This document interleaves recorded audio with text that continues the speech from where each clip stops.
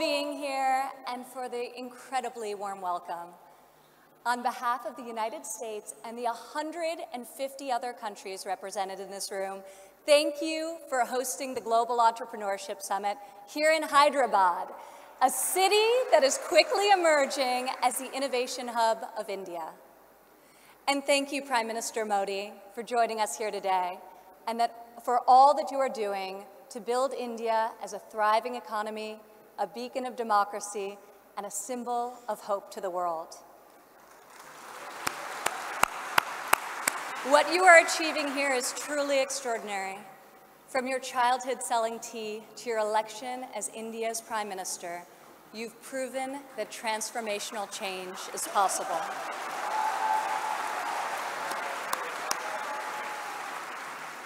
And now you are bringing that promise to hundreds of millions of people across your country. Thank you. To the people of India, I want to congratulate you as you celebrate the 70th anniversary of your independence. You are celebrating it as the world's largest democracies and one of the fastest growing economies on earth.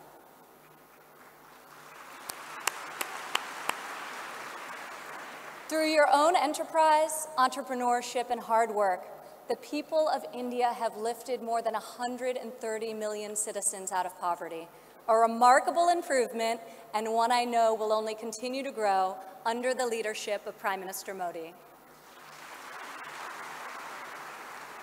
All of you are helping India's middle class reach its goal of nearly 500 million people by 2030. You have opened new universities across the country. Your doctors and scientists are discovering medical cures and life-saving technologies. Your engineers and your architects have built modern wonders that grace your skies. And Indian spacecraft have traveled to the moon and to Mars. The people of India inspire us all.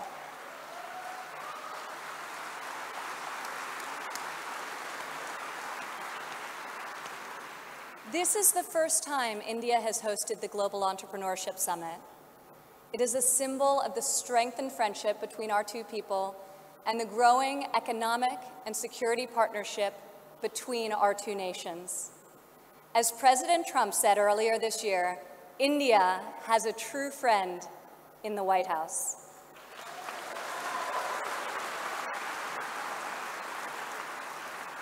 I would like to thank the State Department for co-hosting this incredible gathering. I would also like to thank Governor Narendra and all elected Indian officials who are here with us tonight for welcoming us to your beautiful country. Thank you. It's incredible to be in this ancient city brimming with transformative technology. Now, your tech centers may even outshine your world-famous biryani. Maybe. CEOs like Microsoft's Satya Nadella went to school right here in Hyderabad.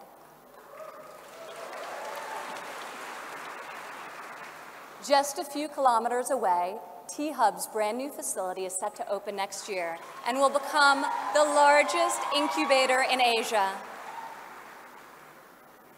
In this city of pearls, the greatest treasure is you, the dreamers, the innovators, entrepreneurs, and leaders who never give up, never abandon your aspirations, and always strive for a better tomorrow. Today, we come together to celebrate what is happening here in India, what is happening in the United States and all over the world. Entrepreneurs are revolutionizing our economies and improving our societies. You are rewriting the rules. You have the inspiration and drive to serve our communities through the projects you start and the businesses you build. You have the grit, the perseverance, and the will to succeed. Each of you started with an idea. You've worked long days and nights to code the next robot, create the next app, find the next cure, and discover the next breakthrough to improve the lives of millions of people. Some may have tried to convince you that the risks are too great, the rewards too small. But you are here today because you are not afraid to fail. You want to own your future. So I want to congratulate you on all that you have already accomplished.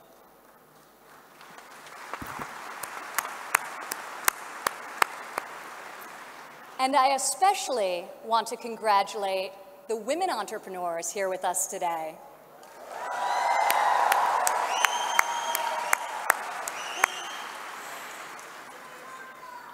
Thank you. This year's summit is focused on a theme that is key to our future: women first, prosperity for all. I'm proud to say that for the first time ever, women make up the majority of the 1,500 entrepreneurs selected to attend this summit. I see all of you out there. Only when women are empowered to thrive will our families, our economies, and our societies reach their fullest potential. As a former entrepreneur, employer, and executive in a male-dominated industry, I've seen firsthand that all too often, women must do more than their male counterparts to prove themselves at work, while also disproportionately caring for their families at home. After my father's election, I saw an opportunity to leave my businesses for the privilege of serving our country and empowering all Americans to succeed. Our administration is advancing policies that enable women to pursue their careers and care for their families, policies that improve workforce development and skills training, and policies that lift government barriers and fuel entrepreneurship so that Americans can turn their dreams into their incredible legacies. In the last decade, women have made remarkable strides in starting new businesses. Globally, between 2014 and 2016, entrepreneurship activity amongst women has increased by 10%. In the United States, within the last decade, the number of women-owned firms has grown by 45%. Even more promising, minority women have started nearly 8 in 10 new woman-owned businesses.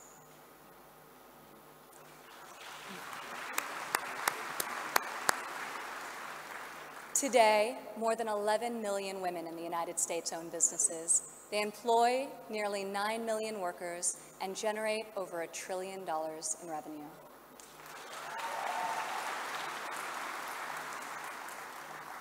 Many women become entrepreneurs and job creators out of necessity.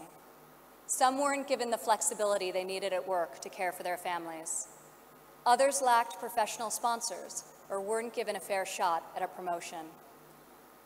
Instead, women, like the many here today, are charting their own courses and achieving incredible feats. Fueling the growth of women-led businesses isn't simply good for society, it's good for our economy. One study estimates that closing the gender entrepreneurship gap worldwide could grow our global GDP by as much as 2%. The women in this room can lead the way in closing that gap and ushering in a new era of greater prosperity.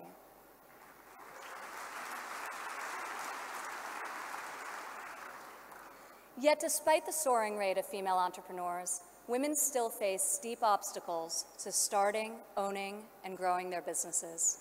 We must ensure women entrepreneurs have access to capital, access to networks and mentors, and access to equitable laws.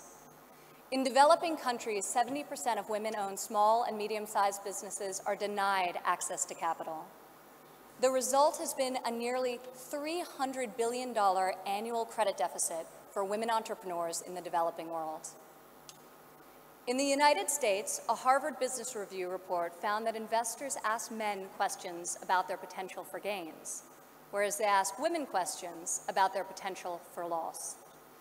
This could in part explain why women entrepreneurs received less than 3% of venture capital funding in 2016. We are working hard to reverse this trend. The U.S. Small Business Administration, for example, increased lending to women by over $500 million this year alone.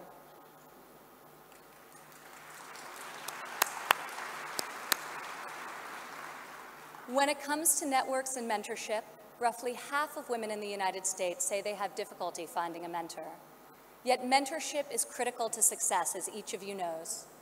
Entrepreneurs need professional guidance to help them start and grow their business. In the United States, we are fostering mentorship through programs such as SCORE, a nationwide initiative where successful men and women coach those who want to become their own CEOs.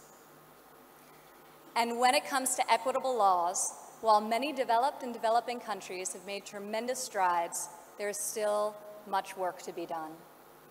In some countries, women are not allowed to own property, travel freely, or work without the consent of their husbands.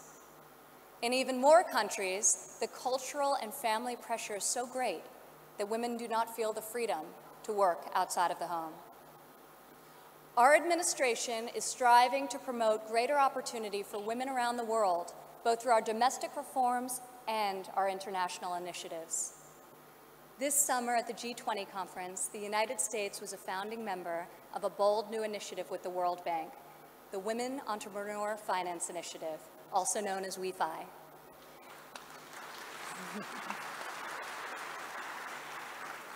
This facility provides access to capital, networks, and mentorship for women in developing countries. WEFI is the first facility to support women entrepreneurs at this scale, and we anticipate it will be able to leverage in excess of $1 billion in public and private financing. This facility also seeks to address the legal and regulatory barriers that limit opportunities for women entrepreneurs.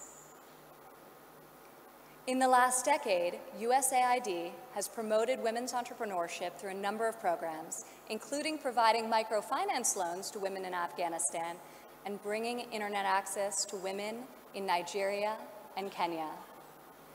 USAID Administrator Mark Green is here with us today. Where are you, Mark? Thank you, Mark.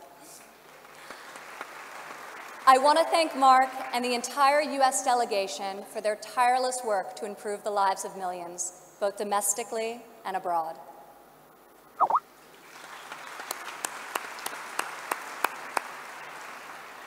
Further, as each and every one of you can attest, this summit is yet another powerful example of a U.S. initiative that connects entrepreneurs around the world with investors who believe in your mission and will champion your success. I want to thank the U.S. business leaders who have traveled all the way to Hyderabad for this inspiring event. I also want to congratulate the more than 350 American entrepreneurs who were selected to be with us here today to represent America's brightest talent.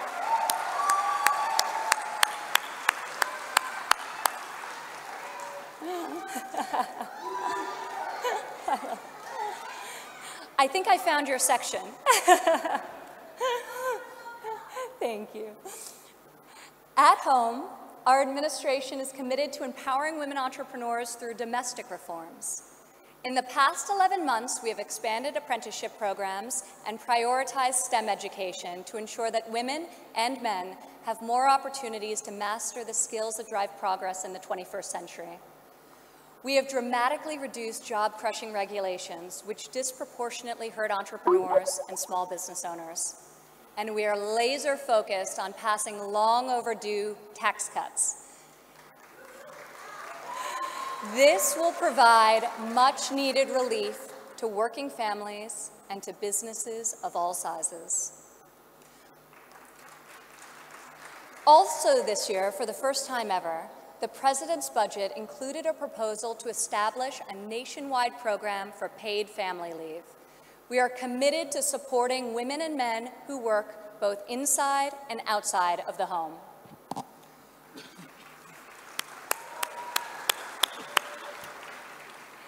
When women work, it creates a unique multiplier effect.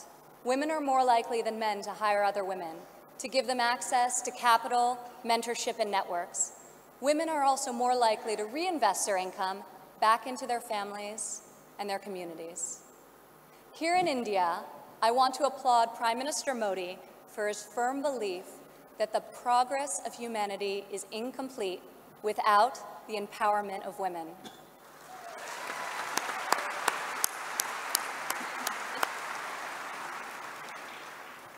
Just consider, if India closes the labor force gender gap by half, your economy could grow by over $150 billion in the next 3 years. As we kick off this 3-day summit, I encourage everyone here to come together, learn from each other, and find new ways to lift barriers in our society so that women are free to innovate, empowered to succeed, and able to leave our children a brighter future. As we strive for change, we must never forget that the best hope for our future is far greater than any single government policy. The source of our success is found in the spirit, the drive, and the talent of our people. Here with us today from San Francisco is Dara Dotz. Dara spent over a decade working in underserved communities around the world. She witnessed firsthand that many times people need very simple items: a bucket for carrying water, a splint to treat an injury, a part to fix a generator. Dara co-founded Field Ready to provide life-saving supplies through 3D printing. Today, Dara's company responds to disasters all over the world and delivers humanitarian aid with cutting-edge technology. Through her innovative solutions, Dara is saving lives and bringing hope to thousands of communities. Thank you, Dara. Please stand up, Dara.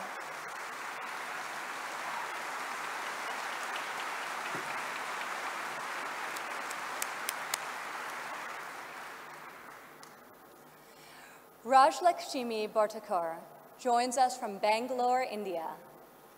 When her son began having seizures at a young age, she decided to create her own solution to better monitor his health. Stand up.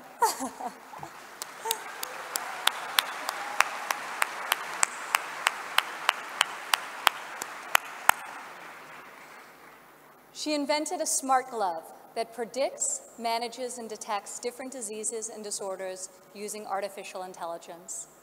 Now her company, Terra Blue, aims to make specialty healthcare accessible in even the most remote places in India. Rajlakshmi, your courage and determination is truly remarkable. Congratulations. Thank you.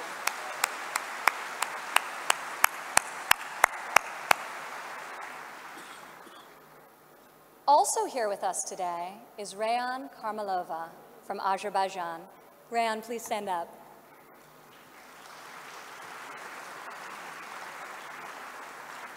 You all won't believe this, but Rayan is just 15 years old.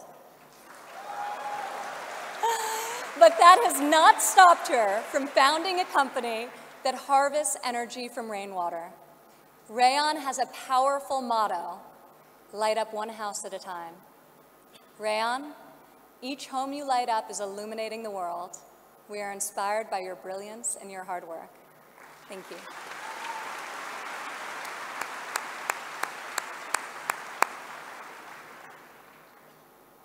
These women represent the vision, the ambition, the grit of every entrepreneur here today. You are saving lives, creating jobs, and bringing hope to our communities. You are transforming our societies one business and one customer at a time. You prove to the world that we have the power to rise above the challenges of our day and to pioneer new pathways forward and to leave our mark on this moment in history. Just think about how much better the world would be if all of us, men and women, are empowered to dream big, aim high, and work together towards a more just and prosperous future. A future where mothers and fathers can work hard to build a better life for their families, where boys and girls can go to school, discover their talents, and pursue their ambitions, and where people of all nations can live and work together in dignity and in peace. This is the future we can, will, and must build together. And this is the promise of the visionaries gathered in this room today. Thank you.